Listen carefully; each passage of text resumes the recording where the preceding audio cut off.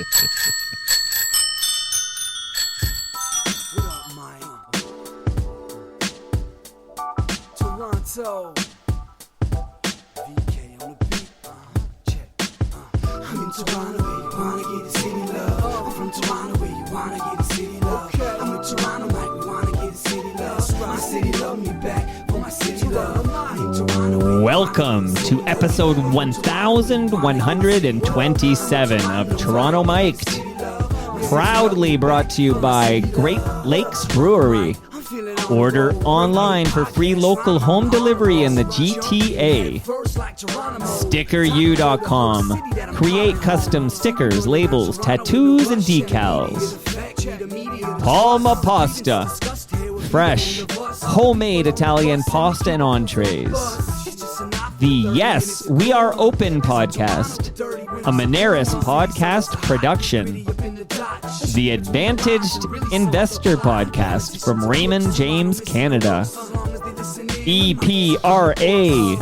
Committing to our planet's future means properly recycling our electronics of the past. Ridley Funeral Home. Pillars of the community since 1921. And Canna Cabana. The lowest prices on cannabis. Guaranteed. Joining me today, making his Toronto Mike debut, is the bicycle mayor of Toronto, Lanrick Bennett Jr. Lanrick, right off the top, in multiple places online, you're referred to as Lanrick Jr. Bennett. Yeah. Explain, are you a Junior Bennett or a Bennett Jr.? I'm a Bennett Jr. and yeah, it's a wonky setup. My father, he's passed away. He was Lanrick My Bennett. condolences. Thank you. Yeah. He was Lanrick Bennett. Done. Like not even Lanrick Bennett Sr., just Lanrick Bennett. And we've just had a lot of interesting, how can I put it, just wonkiness when it comes to my name. And it really actually bubbled up during the last municipal election when I ran, and they were like, well, you can't put Junior on your name, you just have to be Lanrick Bennett. And I'm like, well, but that's my dad. And they were like, it really doesn't matter, we don't have suffixes, so you're just Lanrick Bennett. Anyways, a lot of just banking and just stuff in general, I have to try and fit in whatever it is that they allow for. So sometimes it comes up as Lanrick Jr., sometimes it comes up as Lanrick Bennett Jr. Have you considered maybe you're just Junior Bennett? Yeah, the junior thing was such from 0 to like grade 6, I was known as Junior. And then after like grade 7, 8, it was just like, no, I'm gonna stick with this Lanrick thing. My father, hilariously naming me Lanrick, also enjoyed the fact that we had a near similar birthdays. So both my parents were born on June 14th. I was born at 12:01 on the 15th. Wow. So 2 minutes. You were 2 minutes. That is amazing. So he completely enjoyed the fact that he was this massive shadow across me, where it was just like, I'm always here, I'm always going to be around, you're never going to lose me. So which is cool. Okay. But, you went by Junior as a younger man because of Junior Felix, right? Right. Yeah, of course. Just making sure. How long ago was Junior Felix? Junior Felix, I believe, didn't he make the catch that sealed the no-hitter for Dave Stieb? Wasn't that? Am I right about that? I don't even want to try and remember that far back. I think we're similar vintage here, but okay. So we've already addressed my main question, so you can leave now. But done. This is great. Because a lot of places, like the Bicycle Mayor website and stuff, they're like, oh, this is Lanrick Jr. Bennett, and I for a while I thought that's what you were going by, but it's like that doesn't make sense. No, but it doesn't. Okay. But we just leave it as that. Can I just say that like this setup is so cool. You can say anything you want, buddy. I'm in the basement. It's a safe space. I'm in the basement of Toronto Mic'd, and this is awesome. Thank you so much. But did it meet your expectations, Lanrick? It met I'm blown away. But low expectations. In all honesty, thank you so much for the invite, and sans the crazy weather riding out here, it's awesome to be here. So thank you. Okay, so thank you for making the ride here. You and I are cut from the same cloth in that when we have somewhere in the GTA we need to go, we bike it, right? Like if you can bike it, you'll bike it. Yeah. I mean, the biggest issue with cycling in general in this city, throughout the GTA in general, is infrastructure. If you've got a safe route to get to a place, why would you not ride? I mean, even with rain coming down, even if there's snow, it is so wonderful to be on a bike and to be able to explore our city. I'm with you 100%. Yeah, and this is not, and I'm sure we'll get into biking more later. We let people like log off before our bike. I mean, I was warned once. Who's the woman? There was a woman who was like a cycling advocate, and she was kind of around for a while. She wrote a book, I think, about cycling in Toronto or something. Do you know who I'm referring to? You're talking about Yvonne Bamber? Yes, okay. Yeah. So I reached out to her a few years ago. Maybe now we might be going back 4 or 5 years ago. I reached out to her because I said, come on Toronto Mike and talk about cycling in Toronto because I love cycling. So 2 things happened. Once, she really did not seem into it. And this is before the pandemic, so you had to come here. And I'm like, well, just bike over. You bike everywhere, right? Like, you practice what you preach. You biked here. She said, oh, that's kind of far. I don't even think she was nearly as far as you are, but we'll get into that. But then so that's one thing. And then I was talking to my brother Steve, who listens to every episode and loves Toronto Mike. And he said, that would be the first episode I skip. That's what he told me. And then I was gun shy. Like, I guess I can't do an episode all about, even though that's my great passion, cycling the city. And it's like, I can't, if Steve doesn't listen, like, who's going to listen? I can't do an episode about cycling in Toronto. But then, I mean, and we're going to get into Cam Gordon here because I'm going to let the world know that we met once before. We literally met on the red carpet at TIFF. You remember this, Yes, Lanrick? I do remember this. Okay, so we met. That wasn't long ago, but we were there to hear the cast of The Woman King. Yeah. So Viola Davis and everybody. And company, yeah. So there's a lot of places I want to go here, but let's start by saying hello to Cam Gordon, who is, so he kind of tapped me on the shoulder and said, why haven't you had Lanrick on yet? And I said, the bicycle mayor, I would have Lanrick on. And he goes, yeah, you guys would hit it off. I know you both quite well. And he says we would hit it off. And I said, okay. And that day, I think I sent you an email and said, yes, you did. Come on, Toronto Mike. Yeah. And then we met on the red carpet at TIFF. And we were both there. Of all places. We were both there because Cam Gordon invited us. That's right. So we're gonna put the nod to Cam for bringing us together. This was quite sweet of him to connect this tissue of cycling peeps together. So thanks, Cam. And do you listen to Toronto Mike? I have been listening to Toronto Mike, but I was actually following you way before that, like when you were just a blog. You're an OG. I'm a real Love OG. it. But you know what? And the reason why I on top of just reading the blog, I loved that you actually talked about radio, and back in the day, my radio station was 102.1 CFNY. Right, okay. Like that was kind of my itch. It was Alan Cross, and it was Martin Streak, and it was the entire enchilance of what music was for myself, which was really strange back in the late 80s, early 90s, where you didn't know what it was that you wanted to listen to, but for some reason this one station was able to. It was Thursday nights. My Thursday nights were myself with my tape recorder and trying desperately to get the commercials out of the way, and the DJ would just stop talking so I can get like the music on my And you're mixtapes. referring to the Thursday 30. That's right, yeah. And so Streak did host that for a while. I remember, yeah. And yeah. co-hosted with Pete Fowler for many years as well. Gosh. So Pete Fowler's become a very good friend of the show, a great FOTM. He's a police officer with the OPP now. So shout out to Pete Fowler. Pete Fowler, and I want to shout out Blair Packham, who's going to be here soon with... How do you know all of these people that I know? So how do you know Blair Packham? I know Blair, so I've had many hats before becoming the bicycle mayor. I used to be the education officer for the Canadian Songwriters Hall of Fame. Oh, Oh. Yeah, way back. Really? And yeah, So much to learn about They were based at the Toronto Centre for the Arts. And I had a music show called Bare Bones and Up Front. I was co-producing that show, and Blair got to play. I believe it was season 2. I had 3 seasons out there. We had like 40 or so Toronto singer-songwriters, and as everyone knows, nothing happens in North York. Everyone knows that Toronto basically ends at Bloor Street. So it was a reason to get people to come to North York, to come to the Toronto Centre for the Arts. So we put together a music series on Thursday nights that would bring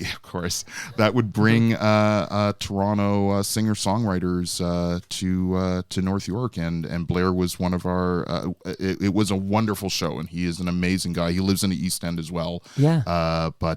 Yeah. So okay. So he is a great singer-songwriter. Yeah. Blair Packham. So it makes sense. So I want to hear more about that. But Blair listens to this program very closely. He does a very good Mark Weisblot impression. He played at TMLX X. How come you've never attended a TMLX event if you're such a listener of Toronto Mike? Yeah, it's timing. It's all about timing. There's been 10 of them. None of those times worked out for you, Lanrick. I mean, I can't just wander in and just hope that I will be. December 3rd is a Saturday. Can you make? I can make it. Okay. I will be there. So you'll get Palma pasta because it's going to happen at Palma's Kitchen.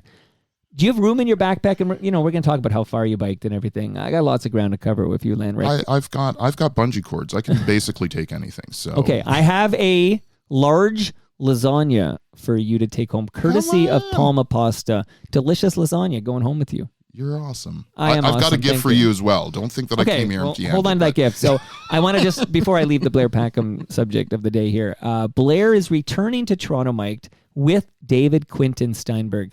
And we had him on before, David Quinton Steinberg. I don't know if he's crossed your paths, but he was with the Mods, and he recorded with Stiv Bators, and he also played at the Jitters, and that's why he knows Blair. But Blair is going to bring his guitar and play some songs and stuff with David Quinton Steinberg. So that is coming up. What other singer-songwriters crossed your path in that gig? Oh my gosh. So love Julian Taylor.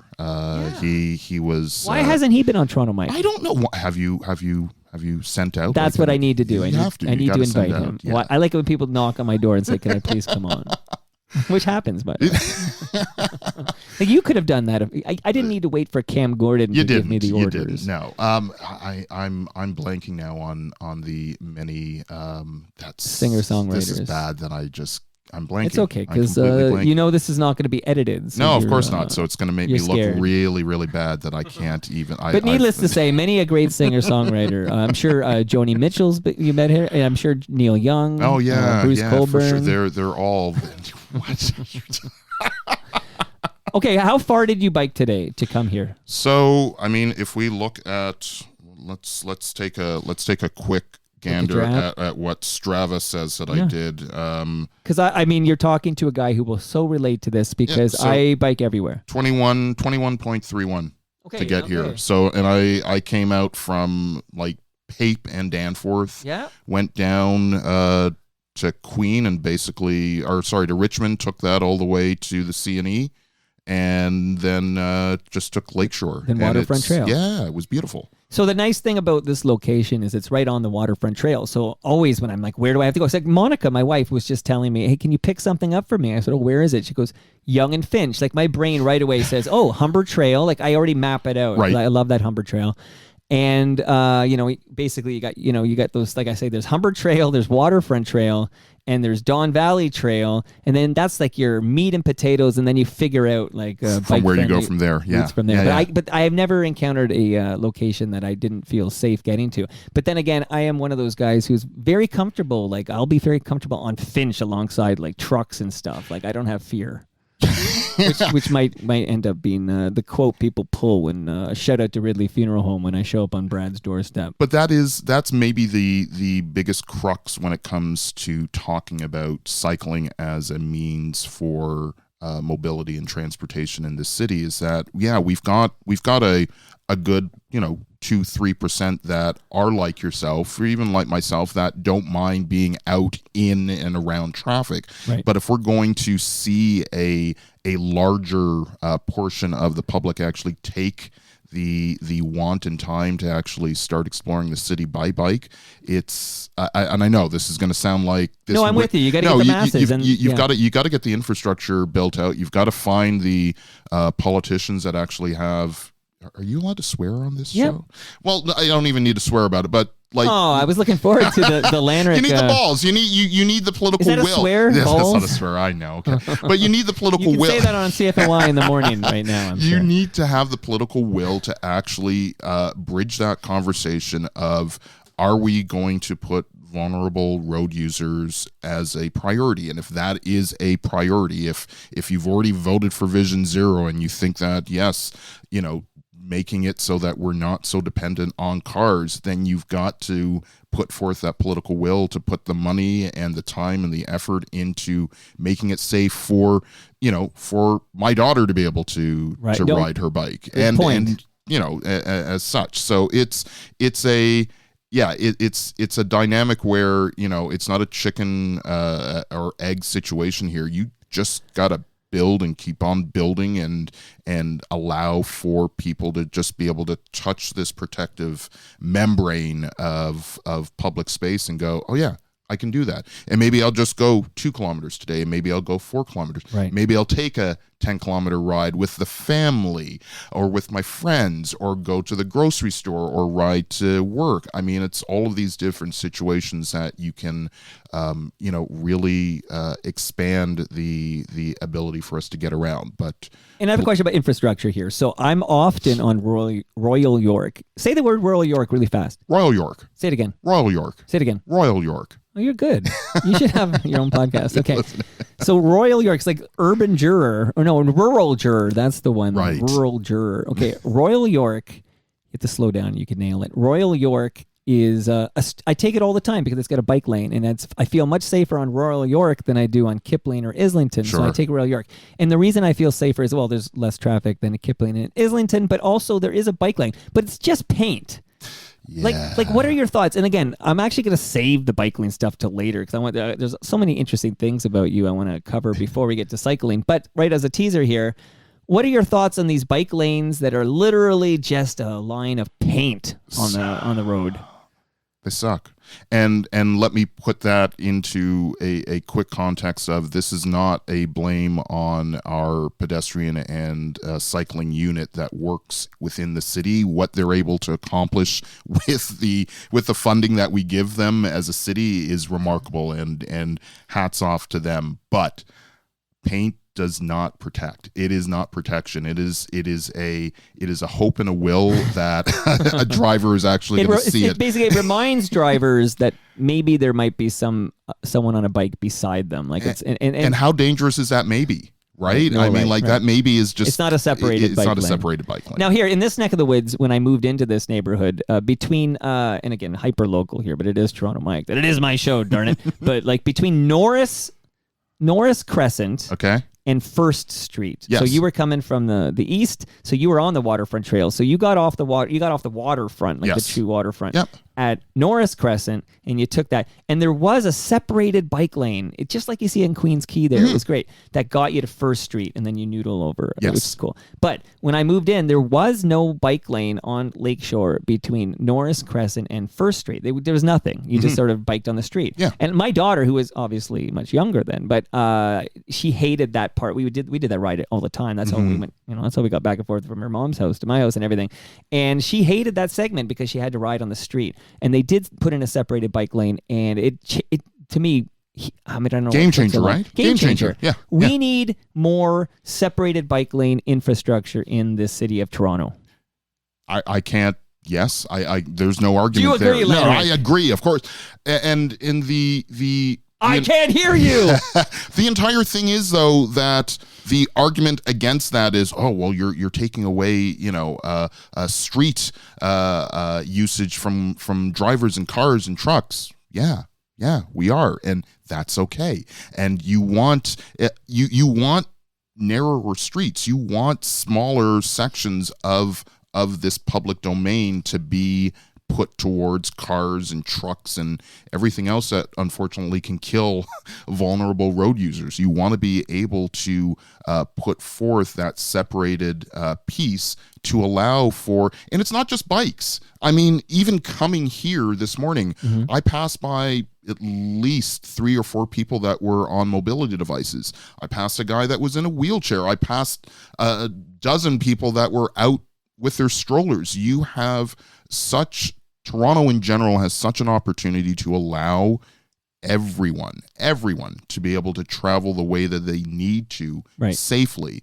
I'm going to preach on this, the political will. You need that political will. You need that want to prioritize people's lives. And it's hard to understand why that is so hard to get into a politician's head. And again, I know we're in the weeds here, and I know I've lost my brother Steve, which is too bad because there's some fascinating stuff. Does he ride? No, he doesn't really ride. No. Does his kids ride? I'm sure Nate gets on a bike now and then, but it's not that he doesn't care about bike infrastructure. It's just he just doesn't want to hear an episode about biking, I guess. But we'll see if he's stuck around. I did shout out his wife the other day when Matt Dusk was here because so I did shout out Vanessa. So we'll see if he's still listening.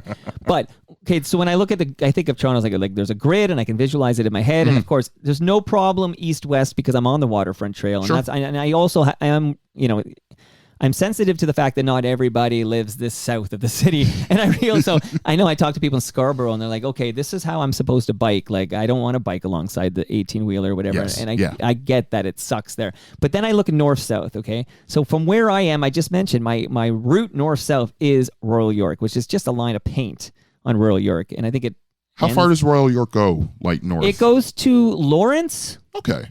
And then you're right. But at that point, so typically I've already switched over to and again, you have to move we're in the weeds, but you got to move quite a bit east to get on the Humber Trail. Yes, so you don't have time to get that far east. Yeah. So I could take Royal York. It depends. If I have to go to like Eglinton or something, I'll take Royal York, and then Eglinton has separated bike lane on it, right? Which is cool. But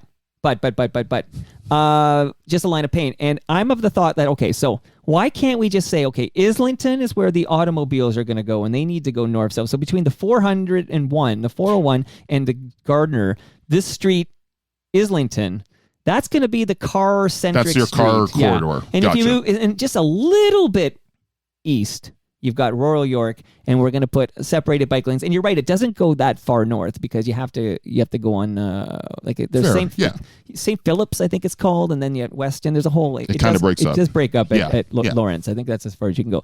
But like we do suffer for a good north-south artery in the West End. Even where I am right now, and I know it's worse. I heard it's worse in Scarborough, but here I am in Southwest, and if I need to now go north, I'm going to take Royal York, and it will only get me so far. Yeah. But then again, I'm a guy who's comfortable going on the streets or whatever. And also, I like to make time. I'm a guy who likes to bike, so I will make time to get myself on the Humber Trail and then take that, and I could take that up to Steeles. Okay. So here's the global mindset of being able to travel in Toronto sans a car. Is that French? Is this a bilingual podcast? As much as I am, yes, the bicycle mayor and definitely amplifying We're gonna get into that too. and pushing for cycling infrastructure, there is also the need for us to be able to be a multi-mobility piece where you're using cycling that gets to be added on to public transit, that gets you to utilize again all of this public space. Our streets are public space. This is not a private, roadway. This is something that everyone should be able to use. So as much as it would be great for yourself to be able to ride all the way, to Lawrence on Royal York, maybe someone that may not be as agile or, just doesn't feel as comfortable to be able to ride. How cool would it be if we had, public transit that was really utilized to allow for, hey, hop on, bring your bike, we'll take you as far as you want, then you can hop back off. And the conversations that need to happen between the cycling infrastructure people, TTC, Metrolinx, all of that needs to they need to be building out almost at the same time in the same mindset to be able to get people from point A to point B and everything in between. But how are we getting, I don't mean to interrupt, you're on a roll there, but how the heck, so I'm a realist and I live here and I've got the one vote, and of course our premier is Doug Ford. Yeah. Our mayor is, let's face it, it's going to be once again John Tory. Okay, let's in my crystal ball.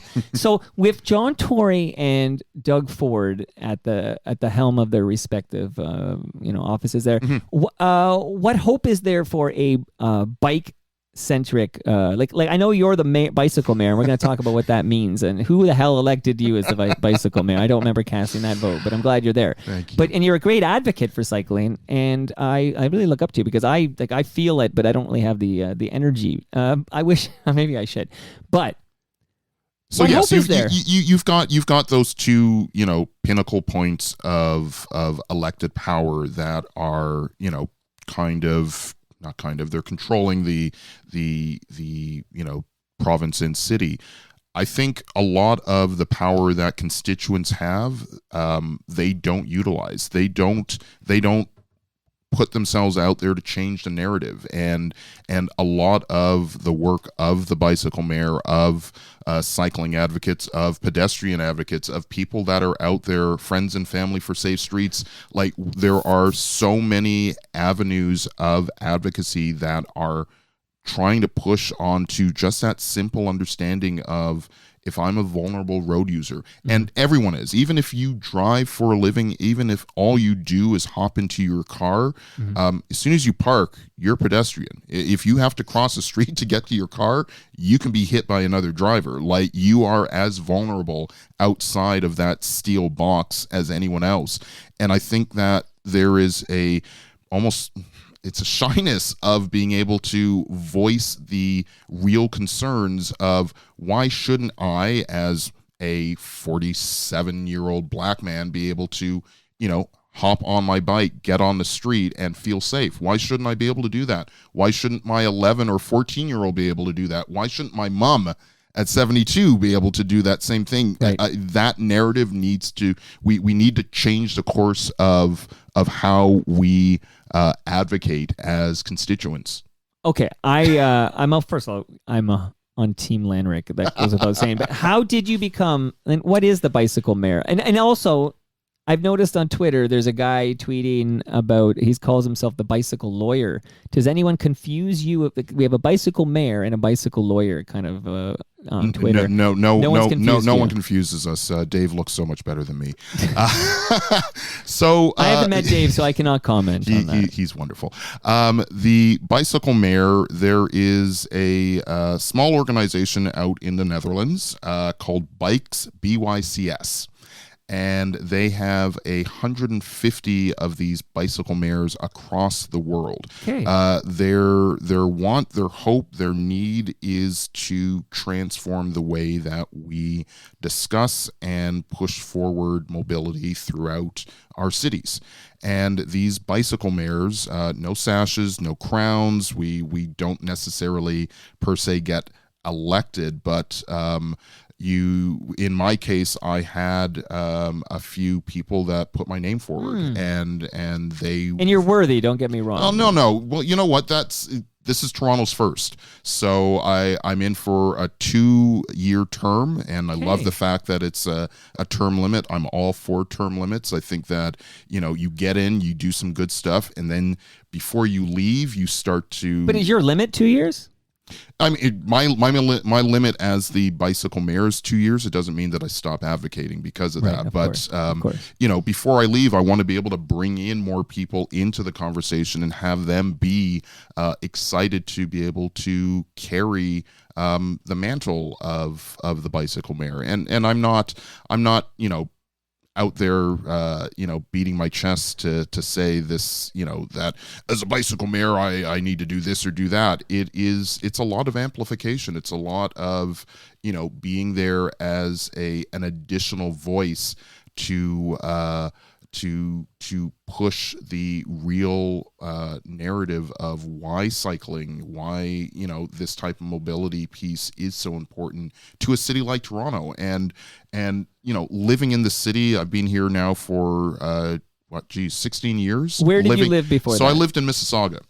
All the way in And- Mississauga. all the way in Mississauga. I was literally on the border of Mississauga and Oakville, Winston Churchill on Dundas, where you could, at the time when my parents bought their house, you could choose between having your gas, hydro, or water either being Halton or Peel. It was literally just kind of like, which one do you want? Because, you know, so... You're on the border. You're on the border.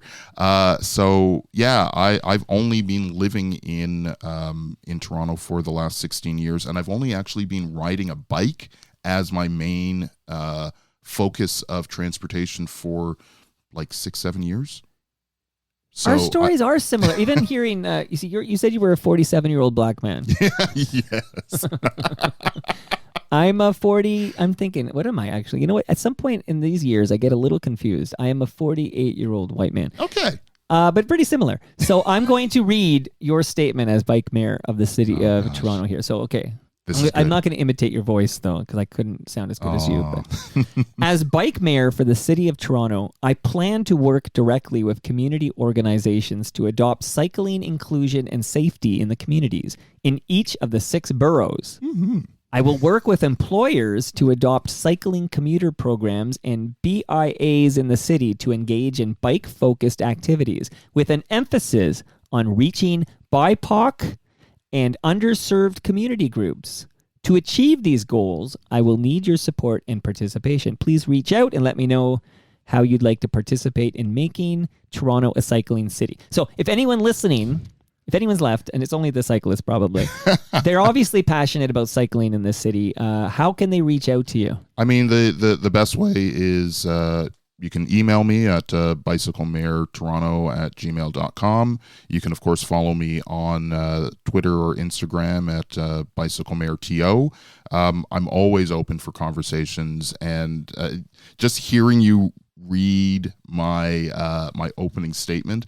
I mean, I've been the bicycle mayor since January, and the conversations that have already started to bubble up, I'm kind of humbled by that. I mean, I've had BIAs, kind of go, so, this bicycling thing, isn't it going to hurt businesses?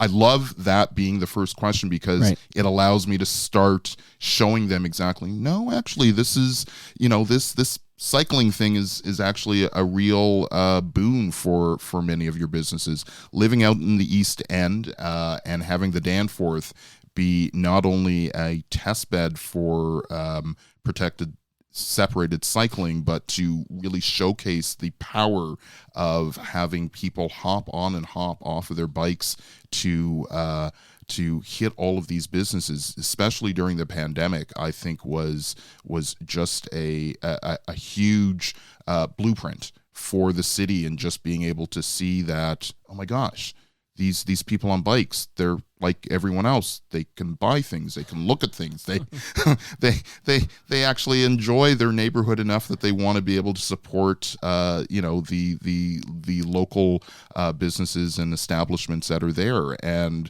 it just makes it so much easier to be able to be on your bike, buy stuff, put it on the back rack, put it in your basket, just be able to see and touch things in such a more meaningful way than trying to drive through in your steel box at 40 or 50 kilometers an hour and try and find parking. So a lot of this is actually a mindset. So, you said you've been only hardcore biking everywhere you can for like about 7 years or something. Yeah. So I'm not that far off from you. I think I took a 15, I biked a lot as a teenager, and then for 15 years I didn't bike. Yeah. I drove everywhere.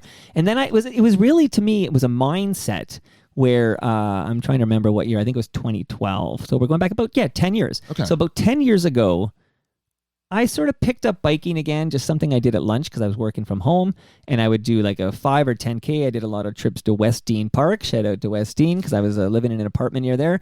And then I realized, why did I not bike for 15 years? I absolutely love it. I love seeing the city. But here, we're still talking fair weather cycling, which I say would be like from May to like September to October maybe, okay? So, and then in the winter, I would lock up the bike and I just go back to driving everywhere again, okay? So this was like my initial thing, and I did that for a couple years. And then I said, hey, like, why do I lock up my bike in, like, it's just a mindset thing. Like, I was just thinking to myself, like, why am I locking up my bike from like October to April? Because it's not like warm and sunny and dry and stuff. And changed my mindset where I said, hey, let me see what happens. Like, let me just figure it out. And then, so now for several years now, I've been biking 12 months a year. Like literally there's only maybe 5 to 10 days a year where I look outside and say, nope, like 5 to 10 days a calendar year that happens. And I measure all this like you do. So like I track it all because it's all kind of gamifying it. But you came here and you're a bit wet. So you looked outside and you said, oh, it's rainy, but you never had a moment of like, I don't want to ride in this, right? Oh, no. This is a mindset for you. It is a mindset. And I mean, I'm not expecting, a brand new cyclist to just be able to jump out into the ether and just go, okay, we're going to do this. You baby need steps. You need a bit of baby steps. You need a bit of planning as well. And even this morning, just looking at the weather and figuring out, how do I dress? Yeah, how do I dress? When can I leave? Right. There was even a time frame where I was like, all right, here's the route that I'm going to take, because if it is a huge downpour, I can either hop on a streetcar or I can maybe just make it to the subway and have that be. You have your contingency. I've got my contingency plans out there, but and I'm going to have to correct myself. I said 7 years, and it's actually not 7 years. It's probably only about 5. Okay, thank you for collecting the record. And I put that in for the fact that my resurgence into cycling was all about my daughter, Zoe. Hey, Zoe. And so here, Zoe, I'm going to have to embarrass you. I'm really sorry. Shout out to Zoe. Will Zoe listen to this? Oh, Zoe will listen to this. Zoe, I hope you're very proud of your father, Lanrick Jr. Bennett. But she, whatever his name is. We live about 15 minutes away from her middle school. And Zoe came into the kitchen one morning, and she was just like, I'm going to ride to school. And my wife and I kind of looked at each other and like, that's great. You do that. No, I'm going to ride to school next week. And it was just like, oh, geez. Oh, shit. My wife has a bike. Yeah. She's been cycling for years. She does the Ride to Conquer Cancer. Awesome. Loves, she has been an avid cyclist for 7 years. There's the 7. Okay. But for myself, I was just taking public transit for most of the time. She had to start work early in the morning, so it was kind of like, you need to go and buy a bike. So that's what I did, and bought a bike, went out riding with Zoe for a couple of weeks just to kind of get her into understanding where she would need to fit into riding on the street. And that was, you've already talked about bike lanes with paint. Yeah. We had to ride on painted lines. And so Zoe would be in the paint and I would be in the street. So I would be that, force field of such. The buffer zone. And I got to tell you, it was the most fantastic time riding with, she was 9. At the time. She was a 9-year-old riding to school. Love it. And how amazing is that? Just being able to ride with her to school, pick her up in the afternoon, ride back home. It's so liberating, right? It was liberating. And I mean, it made so much sense. Like, okay, so you're having fun. Having fun. You're not, you take public transit anyways, but for people who, opt out of driving, there's your carbon footprint goes to 0. There's no fossil fuel burning. So it's good for Mother Earth. It's good for your health. And I'm not just talking physical. Obviously, you're exercising. Your mental health. Absolutely. It's my drug of choice to treat my many ailments. Okay. Yes. Yeah. So and then last but not least, it's saves you money, your wallet benefits. Gosh, so if you're saving money, you're having fun. I'm counting these down with you. So you're saving money, you're having fun, you're helping, you're good for Mother Earth, you're removing one more car from traffic and the volume. And then, this city was not built for this kind of vehicular traffic. We all know that. And you're saving money. Oh my goodness. It all wraps up into an amazing opportunity to just do so much good. So we're riding, we're having fun, we're doing our thing, we're bonding as best as a dad and a daughter can do. Love it. And then someone got killed on our route. Douglas Crosby was crushed by a truck. I know this. Yeah, it was crushed by a truck at Dundas and Jones. We missed this crash by 20 minutes. Wow. And I remember picking up Zoe that evening, and we didn't take the same route home. I think we actually took Greenwood and made it all the way up to, we kind of, just wiggled our way back home, and I didn't tell Zoe what had happened. Right. I was just like, we need to get home. I explained to her, that someone had been killed opposite our route. I asked her how she felt, and she's, she was like, okay, all right, this has happened, Daddy. I still want to ride to school. Can we still ride to school? This was happening at the same time as me running for city council. And Zoe turned to me and she was just like, you got to make a promise to make it all protected, like all of it. Got to make it. Got to make paint it. Is not sufficient. It's not enough. Not enough. So, we kept on riding throughout the campaign, and that was, one of my tentpole pieces for it. We had the CBC actually follow Zoe to school. Nice. They had a van. They put on a GoPro on her and followed her route to school. Of course, I did not win. And who beat you? Paula Fletcher. Okay, yeah, it's tough to, incumbents. You heard the Amber Morley episode. Yes, I did. And I'm, she's got my vote. Yeah, and, she's pretty awesome. I quite like Amber she's Morley. Pretty awesome. She won, by the way, at TMLXX. She won the Canna Cabana gift pack. What? And she did text me to say, I received my Canna Cabana gift pack. That's so wonderful. Shout out to Canna Cabana, who's helping to fuel conversations like this that not even my brother Steve will listen to, but I think it's very important, and I'm passionate about it, and I'm loving my chat with Lanrick Bennett Jr. Don't put Jr. in the middle. It's at the end. So Zoe, this story, by the way, the Crosby story is tragic. And, and of course, his wife was a media personality who also passed away a year later. Cancer. Yeah, it's just so sad, that whole story. So Zoe lasted on her bike for maybe another 3 months, and then she gave up. She literally went on bike strike. She wrote to Paula. She wrote to Peter Tabbins. She wrote to our trustee Jennifer Story. Got no response from any of them. It wasn't until she actually wrote to John Tory, and we put it on social media that we actually that's exactly what it was, though, because we got a response from Paula, not even 4 hours after putting that letter out there. So and they've got, if you ride on Dundas right now, you'll see Douglas Crosby's ghost bike at the corner of Dundas and Jones, and you'll see a little strip of concrete on Dundas at that corner. Nothing on Jones, and that concrete barrier it's not a continuous piece across Dundas. It's kind of, piecemeal across the entire piece. So Dundas is still not a protected bike lane the way it should be. Jones is completely just a minefield of paint and destruction. So we've got to do a lot. You know what gets me on that? So it seems to me in this city, even though that's insufficient action, it is actually an example of some action, and it seems like people have to die for action. Because and I'm reminded, because I ride that waterfront trail every day, and where the Legion is, right outside Legion. Every day I see the ghost bike for the 5-year-old Xavier Morgan. Yes. And I see it every day, a couple of times. I go there and back. And I remember that, these barriers, this actual physical barrier that prevents people from going off the trail onto Lakeshore into oncoming traffic. Weren't there.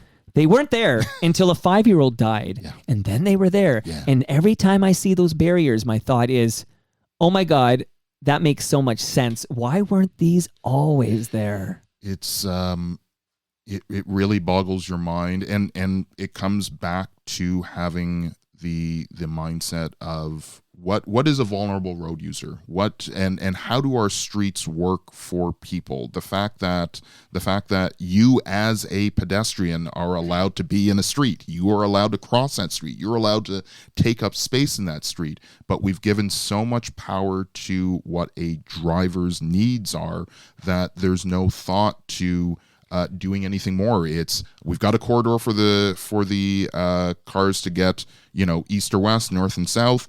Yeah, we'll give them a sidewalk here, and maybe we'll give them a sliver of bicycle infrastructure. Well, we'll put a churro there. We'll put a bunch of lines there. Right. There's no immediacy or wanted understanding that as vulnerable road users, they need to be the priority, not the cars. And it does take death, and it's so tragic that one piece, and it's a political piece, because a politician does not want to be looked at that they didn't do something when someone gets killed. So a lot of it is a bare minimum. Lakeshore is great, and I'm happy that they've got those barriers, and that was definitely a big upgrade from what was there. But I look back at Jones and Dundas, and great that you've put that piece of concrete there, but we got an entire stretch of roadway that are taking mums and dads and teachers and students and just people in general that are using this as a way of getting around, and we have not yet. That's going to be 4 years, that he died, and we're still at the just the conversation of, so how do we make this safer for everyone? It's like, don't worry about slowing down cars, like just build the bloody stuff, build the infrastructure that will prioritize people, and don't worry so much about the drivers. They'll be okay. Honestly, you're in a car right now, you're going to be okay. You will get to your destination. If that means it's a bit slower than normal, I think the fact that you're going to be keeping people alive is probably a much more important piece. And it's a shame in this city, and I do love this city. I was born and raised in this city, but that the wheels of progress seem to be lubricated by the blood of cyclists. It's just, how horrible is that, right? It's just horrific. And this is, and I'm very much, how am I going to put this? There is a lot of feedback on, well, we can't be like Europe, we can't be like the Netherlands, we can't be like Copenhagen. Right. We don't need to be. We don't need to be like them. We need to be like Toronto, and we need to be putting people ahead of what doesn't need to be put ahead of. And that's what Copenhagen did. That's what Amsterdam did. That's what Paris is doing right now. Right. That's even what New York, Montreal, Vancouver, they're all trying to place people's lives and their safety ahead of a car. That's all Toronto needs to do. It's not trying to copy and paste what other cities are doing. Just put vulnerable people as a priority above being able to jump into a car and get places. That's it. Lanrick, do you know how you eat an elephant? I'm hoping with a knife and fork. One bite at a time. Yeah. Listen, I want to address anyone out there listening who does not currently, have the mindset of like, if I can, because this is literally, and I've said this to all 4 of my kids so many times, but if you can bike it, bike it. Like, that's just it. If you can bike it, bike it. And everywhere I got to go, whether it's to the No Frills or it's to pick something up at Yonge and Finch, or if it's to go visit, to go record of Jim Cuddy at the Woodshed in Riverdale. Okay. If I can bike it, I will bike it. Yeah. And I just want to let everybody listening know that, because sometimes I'll post, I just did a 60K ride, or I did a 45K ride. You're going to do like a 45K ride today, Lanrick. And it's like, that's like this elephant's too big. I can't eat it.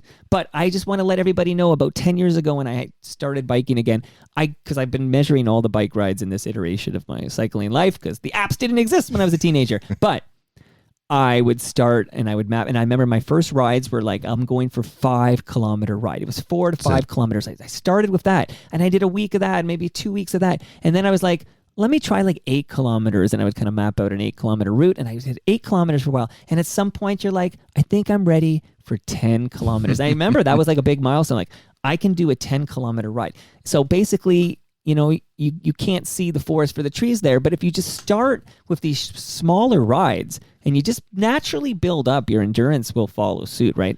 My buddy Mark Carey just went to Quebec to run a 100-mile trail race. Okay. Come on. So not just, okay, it's 100 miles. It's 100 miles. So 160 kilometers. Yeah.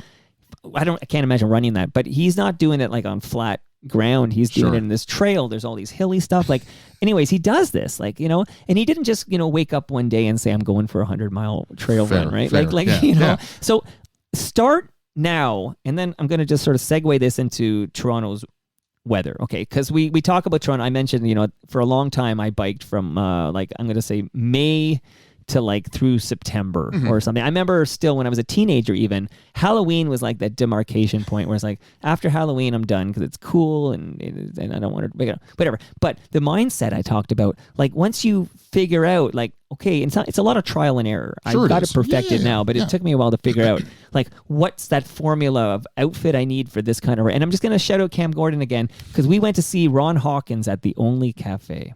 Oh, nice. And before that, he said, hey, come have dinner with MF and I. And I'm like, oh, yeah, okay. So, and I remember, because I have that mindset, like, if I can bike it, I will. Of course, I'm biking to East York to see Cam and MF and then go to the Only Cafe and see Ron Hawkins. Okay, of course I am. But that day, it was like, I don't know, in the middle of winter. And that day, a blizzard hit the city. Okay, that happens in Toronto. Of course it does. But I had the time, because a lot of it is time, you know. I know it's going to take some time to get there and back. But my mindset didn't change because I have, you know, adapted to, I can bike in a blizzard. But I still remember Cam's face when I showed up at his door and I'm like, I'm soaked. There's ice on me. My bike has got like, it's just, I got there in the blizzard. He couldn't believe it. That was a very long ride. I don't know what it was, 25K each way or something like that. Easily. Yeah. But to me, it felt great. Like, and he was like, oh, you're going to take the TTC back? I'm like, no, I'm riding home. I love this. So it is a mindset. Start with a small bite, go for a 5K ride, build it up a little bit, and I promise you, in a couple of years, you'll be thanking me. You'll be like, Toronto Mike, I now bike everywhere. I bike to work. I bike to visit my mom. I meet everyone at the restaurant or whatever. I'm biking everywhere because a couple of years ago, you told me how to eat an elephant, and it's not. You eat an elephant one bite at a time, but everyone is capable of eating an elephant. Hey, Yesterday, Ralph Benmergui. You want me to say Beatles? Yesterday. Ralph Benmergui was here. I think I mentioned that because you came here wet, so I put a towel on that seat. The next guy to sit in that seat is going to be, in about an hour, is going to be Donovan Bailey. Okay? Come on. In an hour, he's sitting in that seat. But you know what is almost as impressive as Donovan Bailey sitting in that seat is Ralph Benmergui. I mentioned Ralph was here, and you said, I have a story about that, or you triggered something. Do you remember what you were going to say? So, way back, I love that I can say way back, and my kids look at me and go, gosh, you really are old, aren't you, Daddy? You fell off your dinosaur. But I did about 6 or 8 weeks on the Ralph Benmergui live show at the CBC. And was it midday? No. This was he had a live variety show. Oh, the Friday night. Yeah, the Friday night the early 90s. Yeah. Right, of course, we talk about that all the time. And he was amazing. He was so much fun. And all I was a, what do you call him? Like a gripper? Like I was running around. A gopher? Gopher.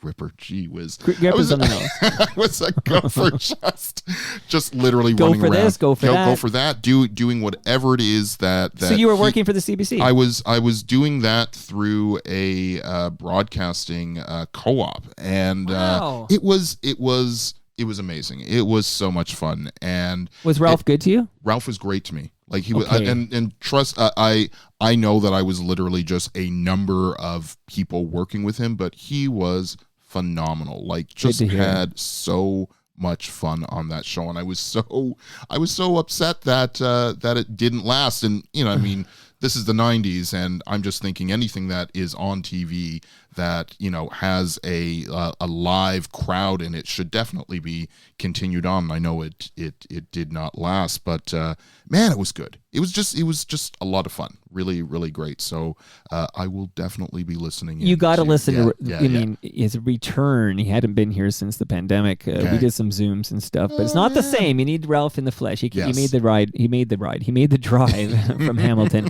Now, Canada and late night talk shows. So when I think about it, okay, so Benmerguy's experiment did not last very long.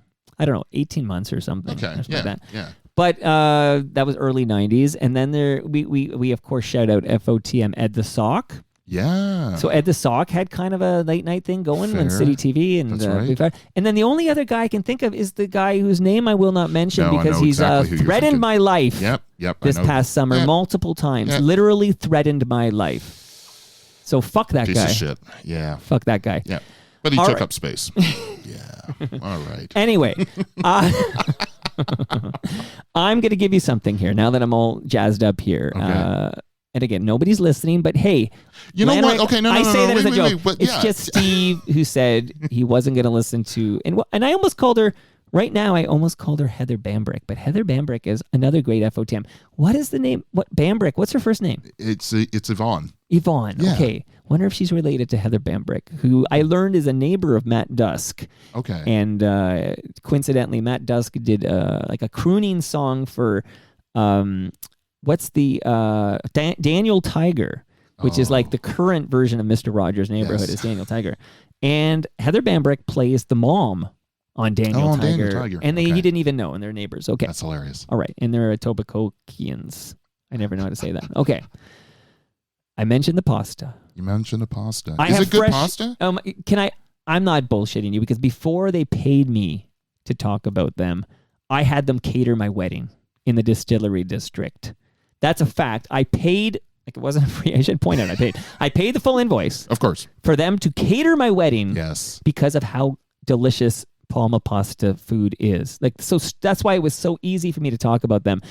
I have never heard a complaint about their lasagna. In fact, most people, including Peter Gross, tell me that it is the best lasagna they've ever eaten that came from a store. Like, I don't know what Nona's baking for you or whatever, but if you're going to buy store-bought lasagna, This I is it. promise you can't do better than Okay. Palma pasta. So you got that. But fresh craft beer brewed right here in Southern Etobicoke. And they're great cycling advocates, too. I know that Mike, and there's a whole bunch of cats at Great Lakes Brewery here in Etobicoke that cycle all over the place. And they had a nice cycling run from their Etobicoke location to the brew pub, which is at like Jarvis and Lower Jarvis and Queens Quay. Yeah, I know exactly and that just where that is. opened up.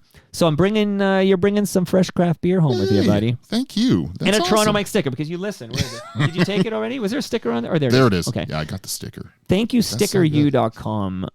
They are a fantastic company. And then if you need anything printed, like if you need your, I don't know, Bike Brigade, we'll talk about Bike Brigade Yeah. stickers or Bike Mayor of Toronto stickers or decals, you get them at stickeryou.com.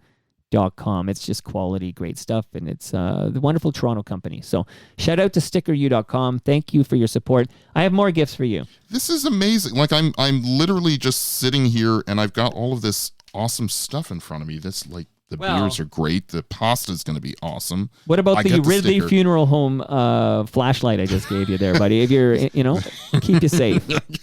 Safety first. Safety for whoa. Shout out to Ridley Funeral Home. Brad Jones at Ridley Funeral Home has an excellent podcast called Life's Undertaking. And speaking of excellent podcasts, do you see the Bluetooth speaker in front of you? I do. Courtesy of Moneris. Because Yes, We Are Open is a Moneris podcast production telling the stories of Canadian small businesses and their perseverance in the face of overwhelming adversity. This is your kind of podcast, Lanrick. This I'm telling is you. really you and I love that the ads don't feel so much like ads. They feel there's like no break it's here. it's a part of the entire enchilance of what it is that you're putting together. I like that. Thank you.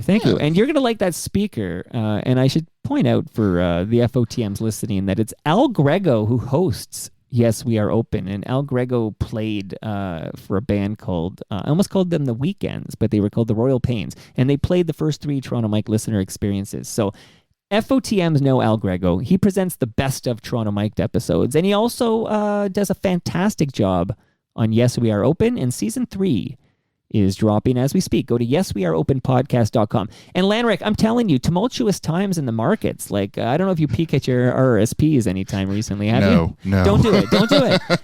Think of it. Hold on to them. It's all about long term. Of course it is. Don't even Yeah. look. Because Yeah. once in a while I'm curious and I go, oh, like I'm bleeding out here. But no, that's why you need to be aware of what's going on. There are bargains to be had, and there's always opportunities. And whether we're talking RRSPs or RESPs or you name it, even cryptocurrency, everything that you want to learn about, you can learn about it with the Raymond James Canada podcast called The Advantaged Investor. And Chris Cooksey hosts this, and I love him. I love the Advantaged Investor. They provide the engaging wealth management information you value as you pursue your most important goals. So this is you're going to subscribe to these 3 podcasts. I'm going to subscribe. You know that every Wednesday I put out a list of like my top 5 podcasts that I listen to. So I'm going to have to like give this all to everything that you've put forth. I call it the Hump Day podcast picks. So I will. This is going to be. How often do I make those lists?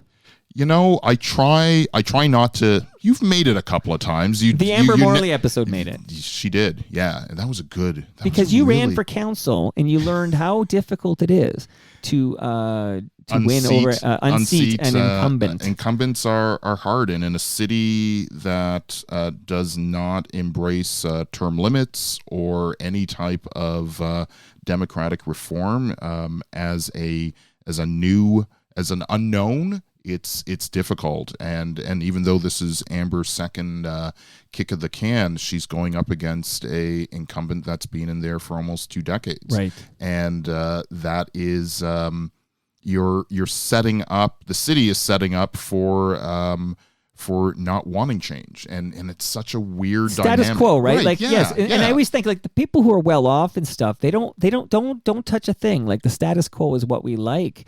It's this is again my thought on this, and I feel like I know, and shout out to Gil, okay, like the mayoral race.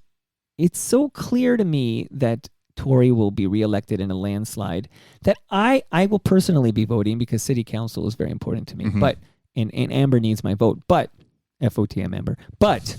I can see a lot of Torontonians skipping this election because the mayoral race is not particularly close. And I think the election turnout is going to be very low. I hope I'm wrong. No, I don't disagree, and I mean I'm not going to talk much about the mayoral piece. I'm much more focused on what happens on the councillor level, and it's there is a wanted need for constituents to feel that they are a part of what's going on in their local piece. You open up your front door, you see your street, you see your sidewalk, you go to the park, you visit the library. Those are your local nodes. And I feel, even as a constituent, that my representative does not give 2 shits about what I need to better myself, better my community, my neighborhood. Those are the things that we as constituents need to start piping up about and making some noise against, where we don't have the representatives that want to listen, that want to be a part of what's going on. Harder still now in these much larger wards. And, you know, right. Me running 4 years ago, it was Ward 36. And then we had to cross over, you know, onto the north side of the Danforth. And then it was all of Toronto Danforth as a councillor. 110,000 people, that's a lot of people to try and come to some sort of working relationship with.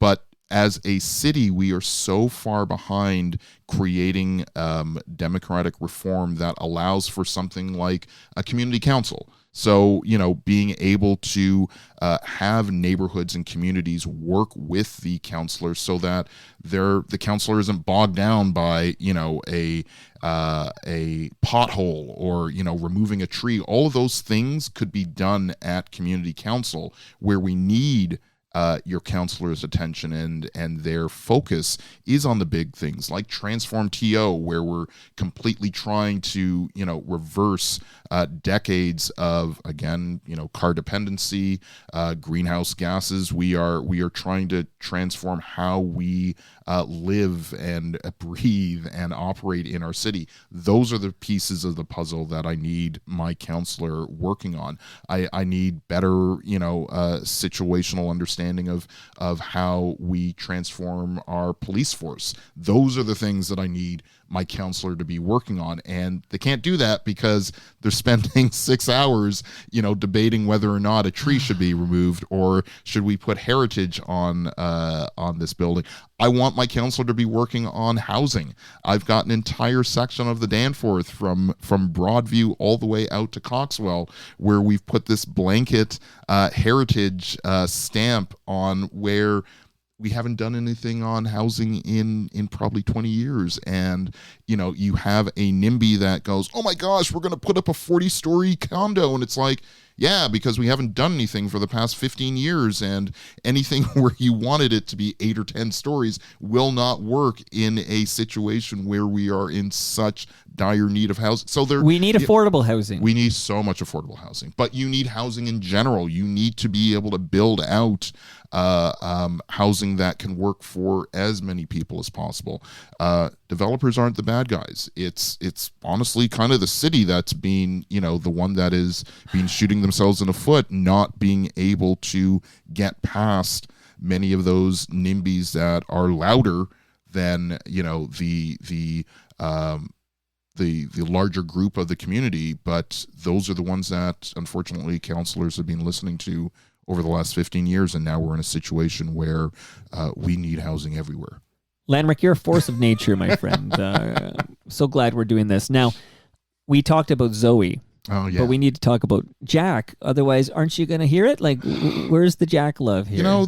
Jack's got it easy. As an 11-year-old, he kind of just looks at his sister and he's like, my gosh, you stress out about so much. Just let daddy do what he's doing. My 11-year-old was probably the biggest reason why I even got into the urban space and being able to look at our city.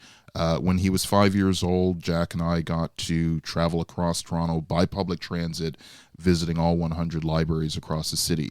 And it was literally by accident. I brought home a book called All the Libraries To, flipping through this adult coloring book. And my son kind of, he was looking through it as well. And he was like, hey, I want to go here. And it just happened to be Fort York Library. So we went down, spent, good couple of hours. It was great. We're leaving. And this 5-year-old is tugging at me going, I want to see all of them. And there's 100 of these. There's 100 of them. And wow. This was like it was during March break. So here I am trying to calculate in my head 99 libraries. How the hell are we going to do 99 libraries? And I mean, he got to pick the next 4 randomly. So we went to Weston out in North Etobicoke-ish. And then we had 2 in Scarborough. And it was like, okay, kid, you can't pick these out. We need to plan this. Yeah, we need to plan this out. And 6 months later, we hit all 100 libraries. It was amazing. It was amazing, but it was also one of those just aha moments of, I took public transit with a 5-year-old everywhere. I have, horror stories of visiting just 4 libraries on Jane Street, where it took us 8 hours of getting onto a bus, getting off of a bus. 35. Yeah, it was nuts. I know it well, my friend. But this was on a Saturday at that. And it was peak crazy. See, but you're speaking to is that you walk a mile in my shoes. Like, you did it and you learn so much by doing it. Yeah. And I always said, if the city councilors would start biking to work for a week, okay, just bike to work for a week, you'd be like, oh, why? All the lights would turn on and there'd be this whole different understanding of why don't we do this? You'd really hope that they would, just take the time. And we've got a couple of counselors that do cycle, here or there. You want to shut them out? I mean, you've got Brad Bradford that I know. Who I met at Great Lakes Brewery. I met him at the GLB So Brew Pub. I've bumped into him numerous times on Danforth, and it's great to see him, riding continuously to work. We're losing Mike Layton, but Mike he has a cargo bike with his kids, which is phenomenal and wonderful that he's able to do that. Yeah, we're gonna before we say goodbye, we're actually gonna close on some nuts and bolts and bike. What's your steed and all that? What do you ride and all that? But yeah, please go on. Yeah, Chris and Wong Tam, great cyclists as well. I mean, so we had a few it will be interesting to Because see. Grimes isn't biking anywhere. I don't know if Grimes has been on a bike before. I'm not. And neither is, Doug Ford, too. They did that one stunt for... I'm not trying... I'm not going to slam... I'm not trying to slam, but you're right. It does help to at least, try the different types of mobility. Can I shout someone out? Please. Seems like the time. Okay, Yeah. So I've been working very closely for a few years with Diane Sachs. Okay, she was the environmental commissioner for Ontario until Doug Ford got rid of that position because he didn't want to be criticized on his green practices. Okay, so Diane Sachs, she's got a great podcast herself called Green Economy Heroes. In fact, we talk to people starting up bike stores and stuff. It's really an interesting podcast. And Diane Sachs is running for city councillor. And I know for a fact that she's got an e-bike and she's not afraid to use it, as they say. And she's always, she lives in a very hilly neighborhood, and she takes her e-bike and conquers that hill, no problem. Ralph Benmergui also has an e-bike, by the way, and he's been conquering hills on his e-bike. But yeah, I'm a huge fan of these e-bikes that get people out of get them out of the cars, and I hope Diane Sachs has great success later this month as well. Where you see a lot of the push for electric vehicles, and I am one of those that will poo-poo electric vehicles. We don't need them. We don't need more cars, and it doesn't matter if it's being powered by gas or powered by the sun. Yeah. We don't need more vehicles. E-bikes are going to be that radical game changer where you can allow for someone to move from an acoustic bike, so a bike that's not powered by anything other than yourself, to a vehicle that literally just makes hills disappear, allows for a longer amount of your travel time to be able to get to where you need to go, where a lot of that is being offset by the battery pack. And it's such an awesome way of just being able to get yourself around in a city that does have, a lot of hills. And it will be, I'm hoping that both the provincial and federal governments see that as being a bigger push than EVs in general. Like I want to see a rebate for an e-bike. I want people to be able to, that may not, have, the funds to just offset, buy this outright.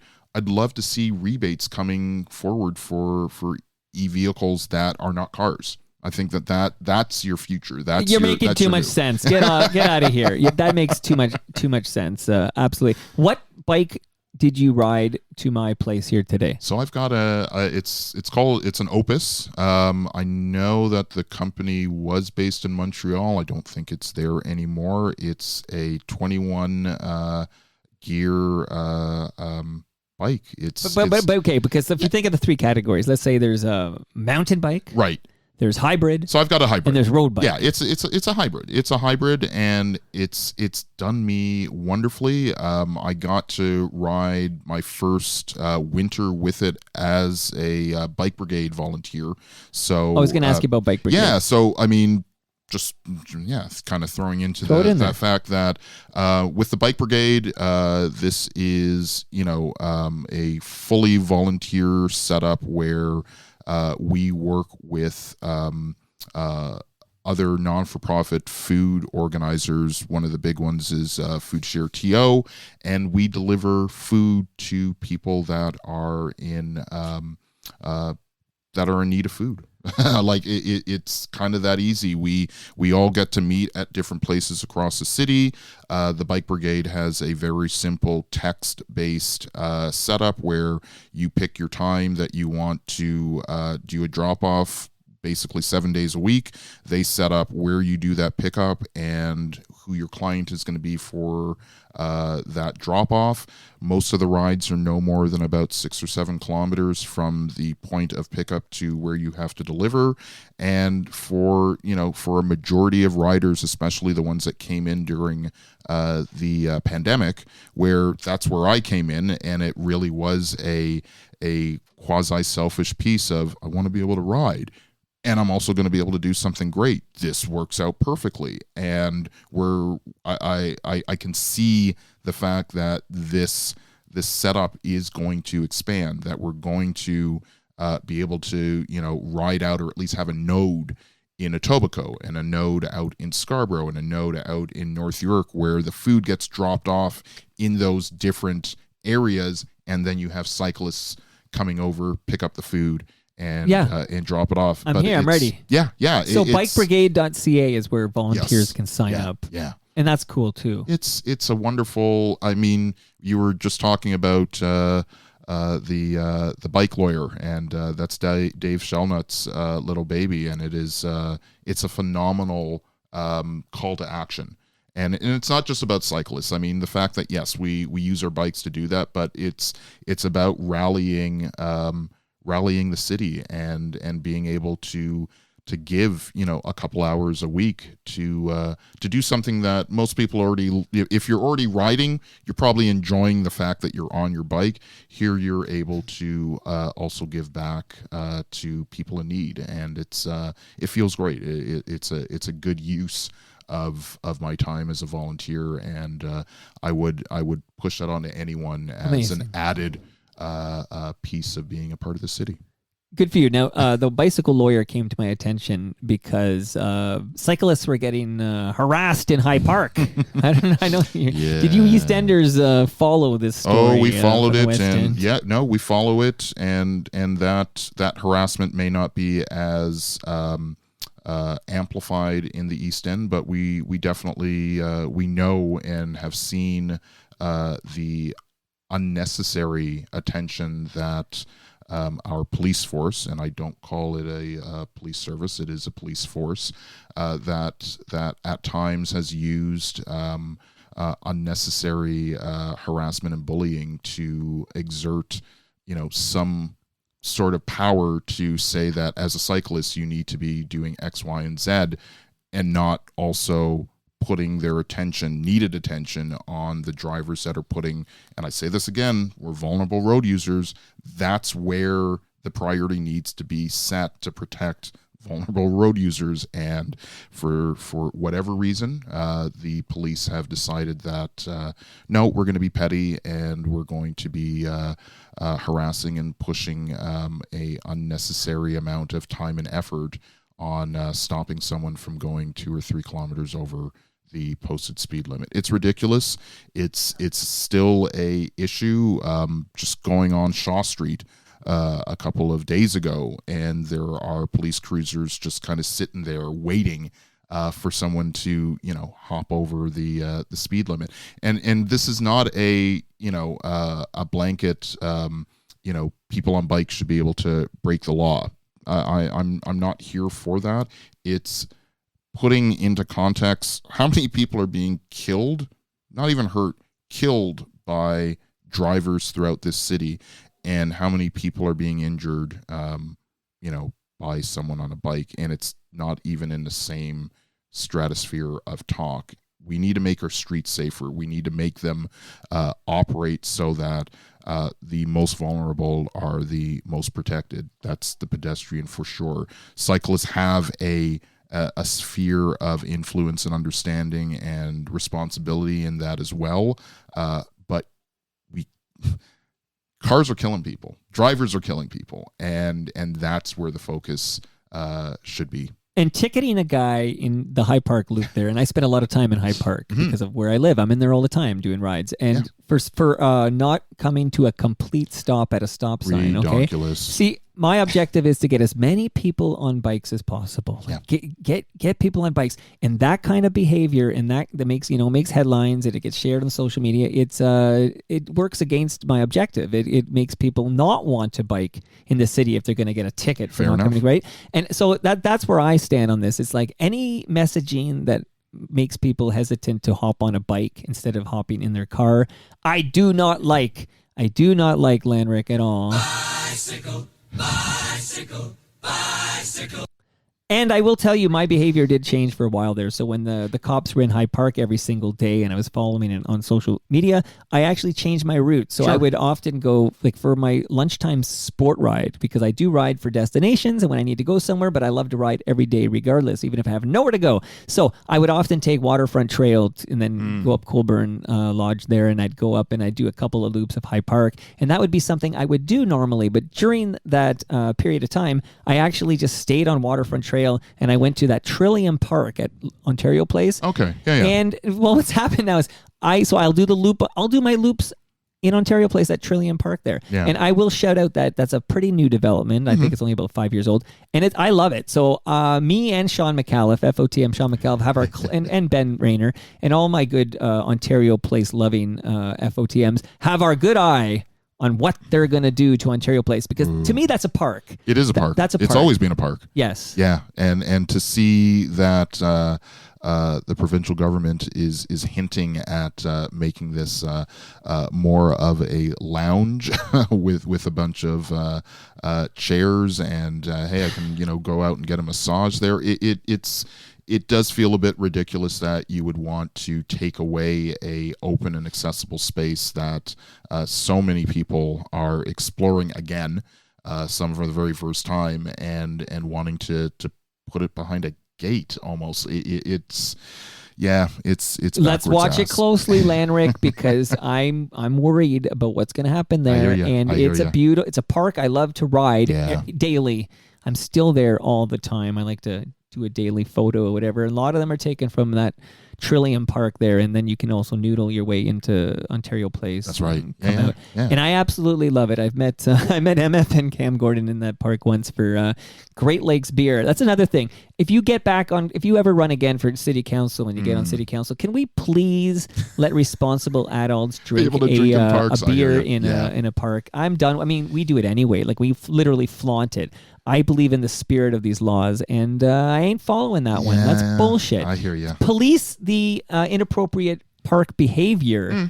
Don't make some blanket nanny state where it's like, oh, we don't trust that you'll behave yourself after your 8th or 9th beverage, so you are not allowed to have 1 or 2 responsible beverages on that park that you bike to. Fair enough. Come on. But Lanrick, okay, before we say goodbye here, I've loved this. We're going to take our photo, and I love that you're going to bike back. And I wish every guest of Toronto Mike would bike here, but I know it's not feasible for everybody. But it will be if you, as bicycle mayor of this city, get improved infrastructure. So I'm here for you, man. If you need anything of these, I'm here. Even I'm glad I did an episode with the bicycle mayor that was primarily about cycling in the city, because I love cycling in the city. I hope that people listen, and I mean, there is the very easy war against cars mentality. Great podcast, by the way.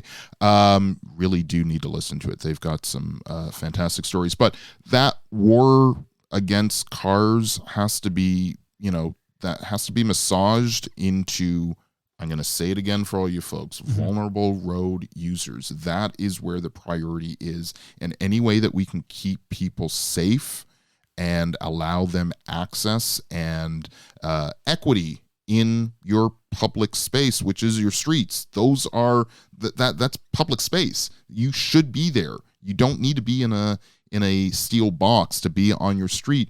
We've got open streets going on. It's incredible when you open a street to something other than cars. Dude, when they were closing, what do we call it? Active TO. When they were closing Lakeshore from Windermere to Stadium Road, that was a stretch, and I loved it. Yeah. And I would bike it like crazy. I absolutely loved it. And then it sort of just went away, and nobody seemed to fight for it. And I don't know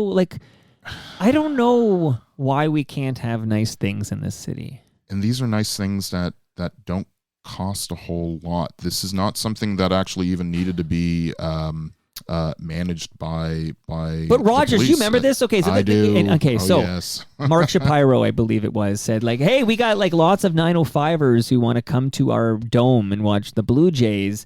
And they don't like the congestion. I guess people can't take Lakeshore. There's more people on the Gardner, and in Shapiro's mind, to slow down their commute, so maybe people weren't making the commute, which means they weren't buying tickets, right? And of course, Rogers owns the Dome. Rogers employs Mark Shapiro. Rogers owns the Blue Jays, and Rogers employs John Tory for $100,000 a year. Ouch, okay, ouch. And the fact that they got their way, like. it boggles your mind that an organization like the Blue Jays would not have thought outside of that proverbial box and went, oh my gosh, so we've got people that are coming to see our games outside of the Toronto region. Great. How can we get them, say, on a GO train? How can we work with Metro? I mean, they're right beside Union Station. And that's the your mind is just kind of going, you run a baseball team, a multi-million-dollar baseball team. This is literally just an add value to your audience where they don't need to drive. They get themselves to right. And then you can drink beer and you don't have to worry about driving. All of their focus could have been on how do we get our audience here to see a game and have fun. But they know the 90. Yeah, I know. I just hate the fact that we sort of don't care about this conflict of interest, that John Tory gets $100,000 a year from Rogers, and that Mark Shapiro can make this request to the city, and it was granted. Like, am I the only one who knows it's rotten in the state of Denmark? I don't think you're the only one that knows. I think a lot of constituents are kind of flabbergasted. But he's going to be reelected in a landslide, Lanrick. It hurts. And I don't even want to, I'm not even here to crap on John Tory. No, what an upgrade over the previous mayor, to be quite honest with you. And he did record something lovely for episode 1000 of Toronto Mike. So there's no hypocrisy here. I gotcha. But we can do better. We should do better. This is a world-class We should city. want to. And by the way, since I mentioned Union Station, and you're right, is there any, taking the GO train, we got the Mimico station nearby, and you're at Union Station in no time flat. Yeah. And that walk from, the Skywalk there, it's nothing. I don't know why more people aren't taking the GO train, or TTC, if you will, to Blue Jay games. I personally always bike to the Dome for a game. In fact, I biked with my 8-year-old to a game this summer. And again, we're biking by that Xavier Morgan Ghost bike, and I'm with my 8-year-old, and it's late at night because it was late. We're biking home, and I was like, oh, there's a fence there, and it's there because Xavier Morgan died. Yeah. But I'm here to talk. We mentioned Union Station. I am going to take via train from Toronto to Montreal. Wonderful. Are you ready? My daughter lives in Montreal. I should point that out. All right. I'm going to go visit Michelle, who's at McGill. Yay. Can't wait. It's going to happen in late November. It's all set. I cannot put. You see the Fuji Feather? So I got a few bikes, but the Fuji Feather's behind you. That's my go-to ride.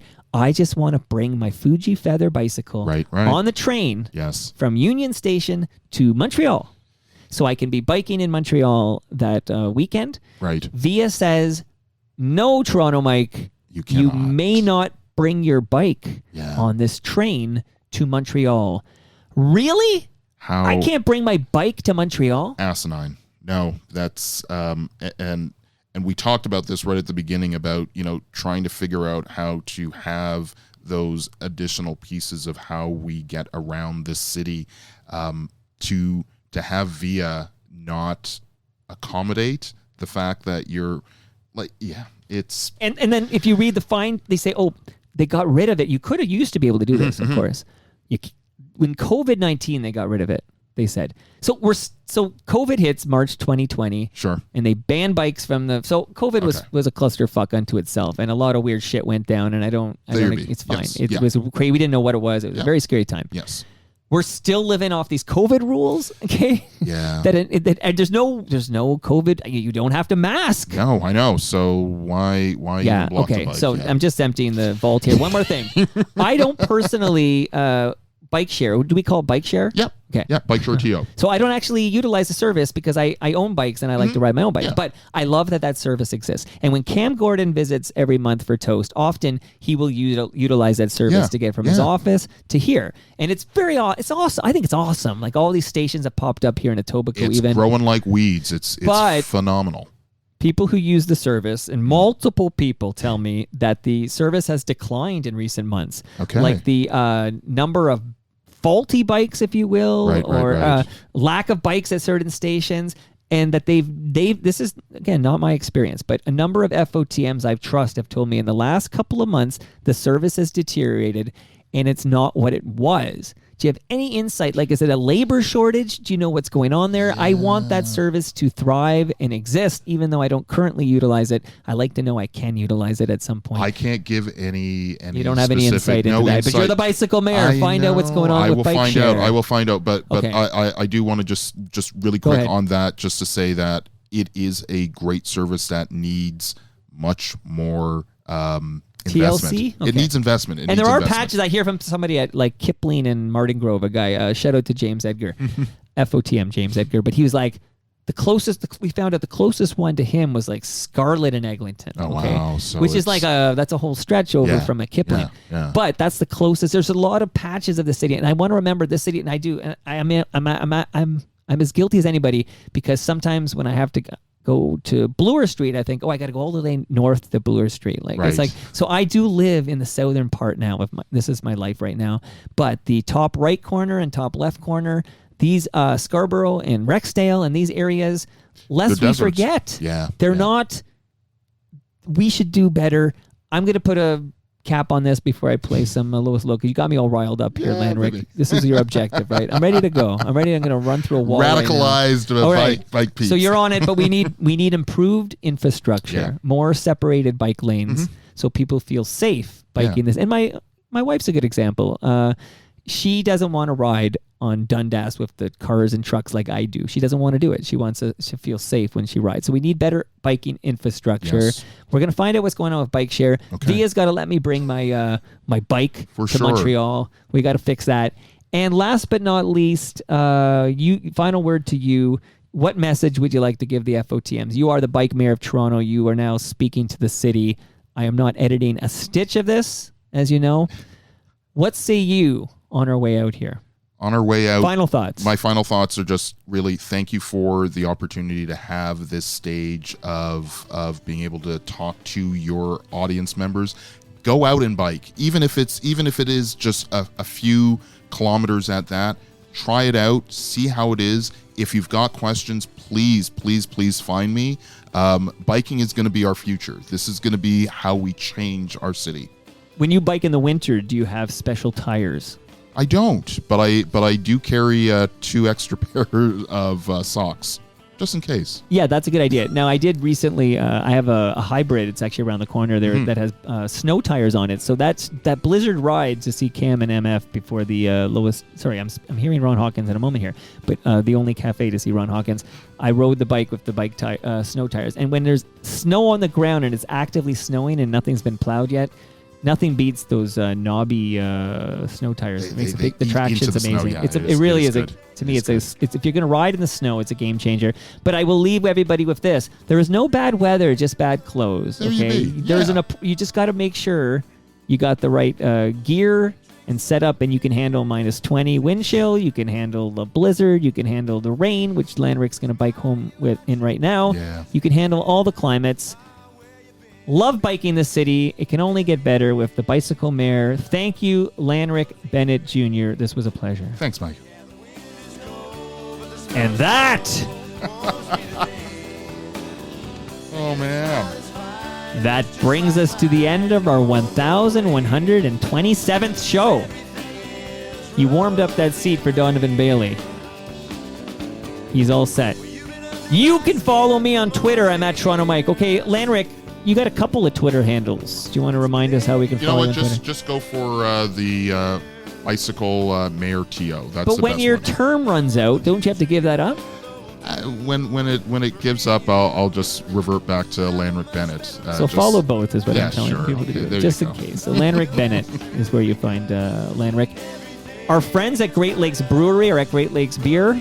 Palma Pasta is at Palma Pasta. Sticker U is at Sticker U. Moneris is at Moneris. Raymond James Canada are at Raymond James CDN.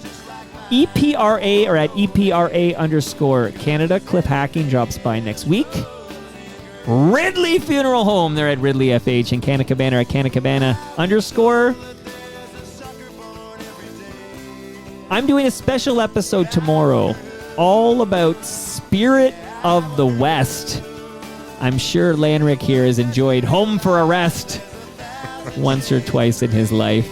See you all then. Yes, I do. I know it's true.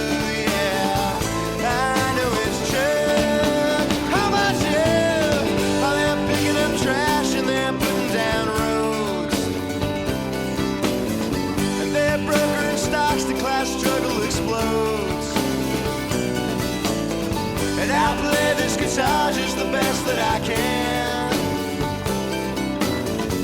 Well, maybe I'm not and maybe I am. Who gives a damn, because everything is coming up rosy and green.